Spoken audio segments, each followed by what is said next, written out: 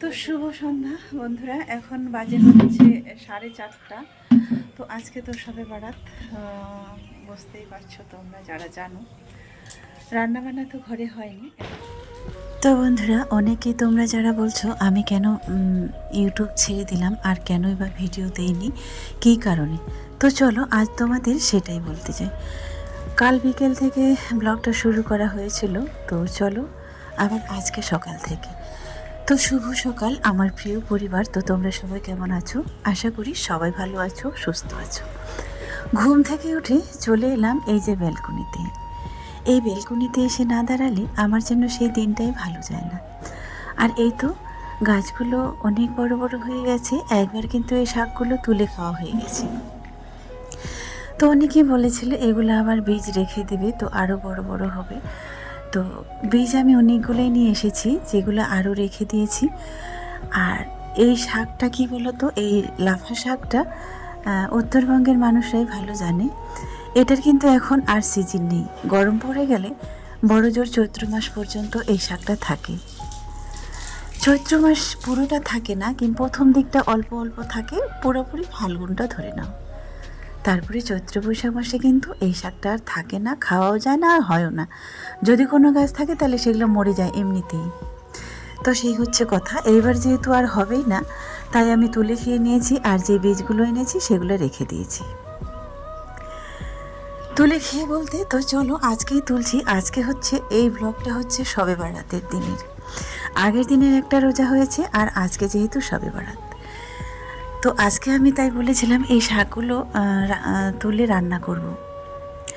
এই শাকটা অনেকেই নর্থ বেঙ্গলের মানুষটা ঝোল খায়, অনেকেই লাফা শাকের ঝোল বলে, অনেকেই প্যালকা করে খায়, তো যে যেমন করে খায়। তবে এই শাকটা ঝোল ভাজা সব কিছুই খাওয়া যায়।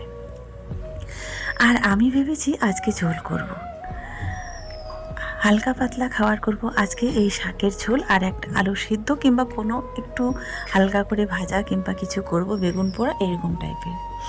তো এটাই আজকে মনে করে রেখেছিলাম যে শবে বরাতের দিনে এই শাকটা রান্না করব। তো অনেক বড় বড় গাছগুলো হয়ে গেছে, তবে কতটুকু আর হবে।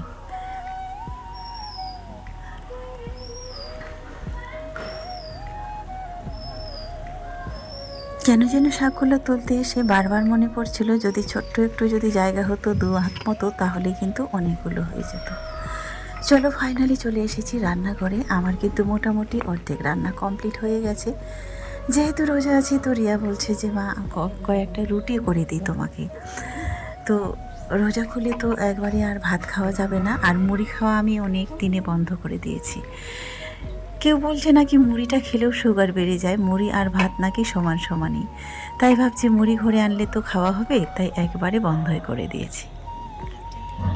আর এই তো আমি কোনো দিনও বাচ্চাগুলোকে এই শবে বারাতের দিনে বাজি, ফটকা, মোমবাতি কোনো কিছুই হাতে দিই না। তবে ছোটোবেলা কিন্তু আমরা প্রচুর মোমবাতি জ্বালিয়েছি, এটাই ছিল আমাদের আজকের দিনের একটা সেরা আনন্দ। তো যাই হোক, সেরকম আমার বাচ্চাদের বেলায় কিন্তু অন্যরকম। মেদিনীপুর শহরটা পুরোই আলোয় সেজে উঠেছে, মনে হচ্ছে যেন, যদিও যাই হোক এগুলো নাকি যদিও আমাদের মধ্যে নেই করার নিয়ম, তারপরেও মানুষ আবেগের বশতে করে যাচ্ছে। পুরো শহরটা যেন কাঁপছে, আর মনে হচ্ছে যেন আজকে যেন কালী পুজো। ঠিক কালী পূজার দিনে এরকম বাজি ফটকা ফাটে আর আলোয় সেজে ওঠে পুরো শহর। এখানে কিন্তু পুরোটাই উল্টো, কিন্তু মেদিনীপুর শহরটাও কিন্তু সেম ওই রকমই হয়ে উঠেছে। তো আমি দূর থেকে শুধু ছাদ থেকে দেখি আর শুনছি, আমি কিন্তু বাইরে বের হইনি। আর যাই হোক, আমি এগুলো কোনোভাবেই করি না। তো এগুলো নাকি যাই হোক করতেই হয় না, রোজা দুটোই ঠিক আছে, তার মধ্যে হালুয়া রুটি এগুলোও তো করাটা ঠিক না, যেটা বলে 2 দল আছে। এবার আমার শ্বশুরবাড়ির লোকগুলো কিন্তু এগুলো করে না, বাবার বাড়িতে করে। তো তারা হচ্ছে দুই বাড়িতে 2 নিয়ম। তো আমিও আমার শ্বশুরবাড়িতে যেহেতু হতো না, তো তাই আমি নিজে থেকে করিও নি, এটার সঙ্গে আমি জড়িত নাই। তবে হ্যাঁ, রোজা দুটো রাখি। যেহেতু আমার শ্বশুর শাশুড়ি দুজনেই রোজা রাখতো, তবে রোজা দুটো আমি রাখি। তারপরে তো কিছুদিন পরে তো আবারও 1 মাস রোজা, তারপরে রোজার শেষে ঈদ। সব কিছুই কিন্তু আমার একা একাই কেটে যায়। এই সময়টা আজকে যেমন শবে বরাতের দিনে হয়তো সবাইকে নিয়ে খুব সুন্দর দিনটা কাটতো, যেহেতু আমার বাবার বাড়িতে তারা করে বড়জোর তারা দুজনে যেতে পারতো, সেটাও কিন্তু আমার ভাগ্যে নেই।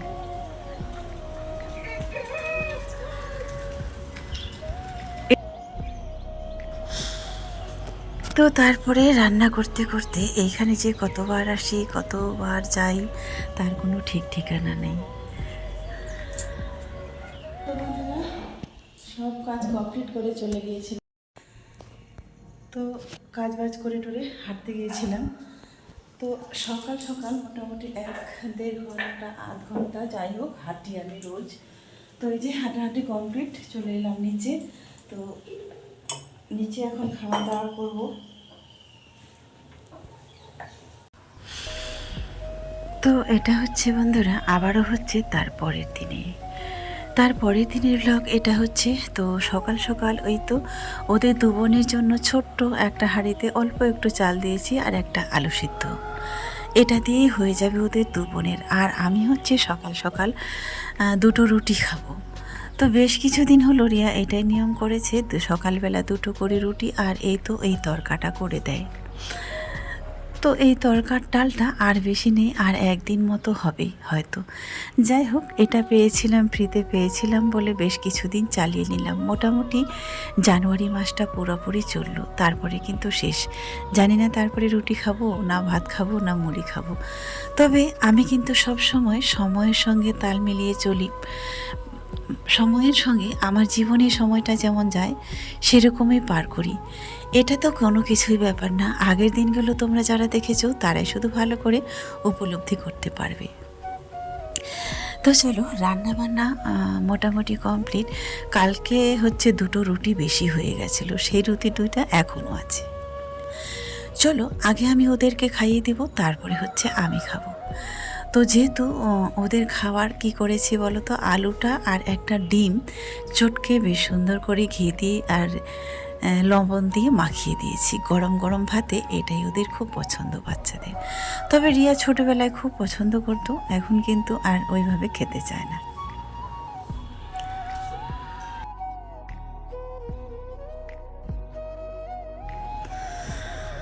তো চলো ওদের হচ্ছে খাইয়ে দিব, ওদের খাওয়ানো হয়ে গেলে পরে আমি খাবো হচ্ছে রুটি। আর এই শীতের দিনটায় এই বেলকনিতে বসে বসে বেশ সুন্দর একটা রোদের মধ্যে বসে এখানে খাওয়াটা যে কতটা আরামের সেটা বলে বোঝাতে পারবো না। একজনের খাওয়া হয়ে গেছে আর একজনকে খাওয়াবো, রাজিয়ার খাওয়া হলো, এবার হচ্ছে রিয়াকে খাইয়ে দিচ্ছি। এইটাই যে ওরা কবে বুঝবে আমি শুধু সেটাই ভাবছি। যদি দুজনে একটু নিজের মতো করে টাইম খেতে পারতো তাহলে আমারও হয়তো দেখে ভালো লাগতো। যাই হোক, দুজনে বেশ সুন্দর একা একা খেতে পারে। কিন্তু হয়তো যেই দিনটা খাইয়ে দেব তাহলে হয়তো দুজনের পেট ভরবে, আর যেই দিনটা দিব না তাহলে ওদের আর পেটেই ভরবে না। তো চলো এবার আসি হচ্ছে যারা তোমরা বলেছো কেন আমি ইউটিউব ছেড়ে দিলাম, তো তাদের কথায় আসি। চলো রান্না করতে করতে রান্নার কাজ করতে করতে তোমাদের সেই কথাগুলো বলে দিই।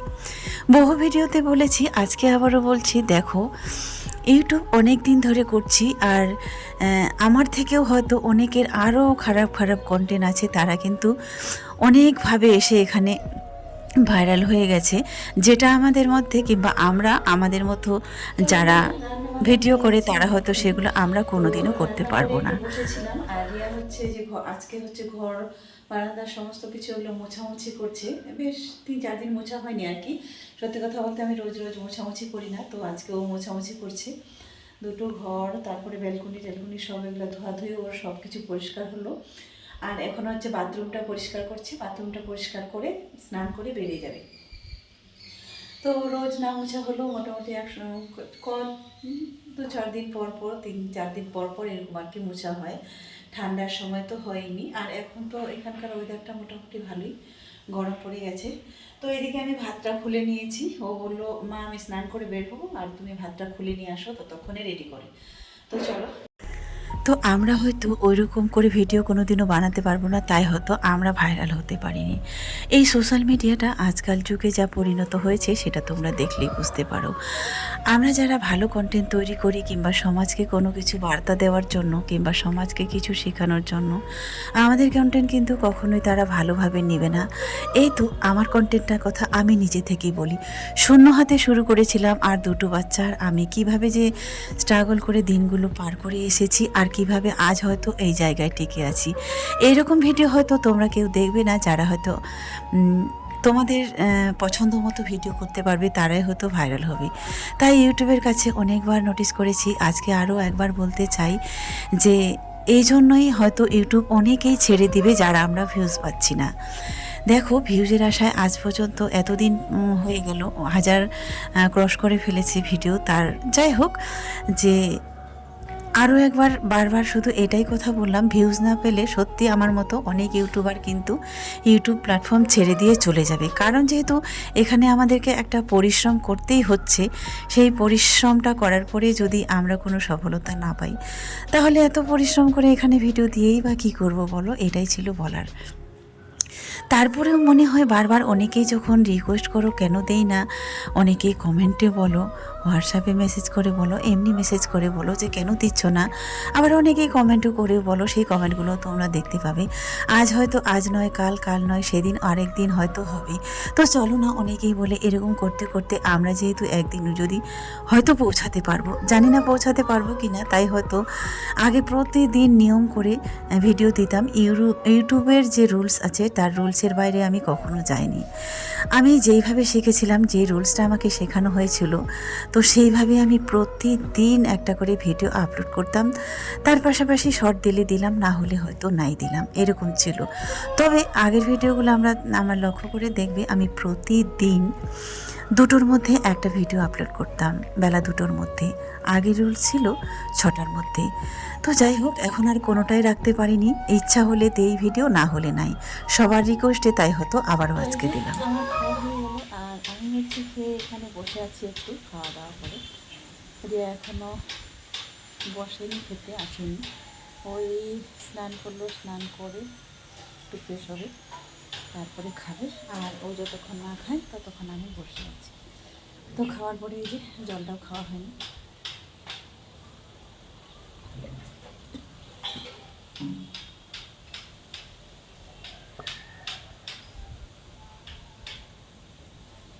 আগে হচ্ছে ভাত খেতে খেতে মোটামুটি 1 বোতল জল খেয়ে নিতাম। ভাত খেতে খেতেই পিপাসাটা পেয়ে যেত, পরে আর খেতাম না। আর এখন একটু রুটিনটা চেঞ্জ করে দিয়েছি। ওই তো সকালে হচ্ছে 2টো রুটি, 2টো একটা চা হয়। আর এই তো এখন বাজে কটা, 3:30। এখন 3:30টায় ভাত খেলাম। আর একবারে রাতে আবার ভাত খেলাম, না হলে রুটি। তো এইভাবেই চলছে। তো কার কেমন সুগার জানি না, অনেকেই বলে যে হ্যাঁ, সুগারের নাকি একটু পর পর খেতে হয়, তাহলে নাকি ভালো। তো আমি দেখছি একটু পর পর ঘন ঘন যত খাই ততই কিন্তু সুগারটা বেড়ে যায়। আর এইভাবে যখন না খেয়ে থাকছি, তখন সেটাই মনে হচ্ছে ভালো হচ্ছে সব থেকে, শরীরের পক্ষে।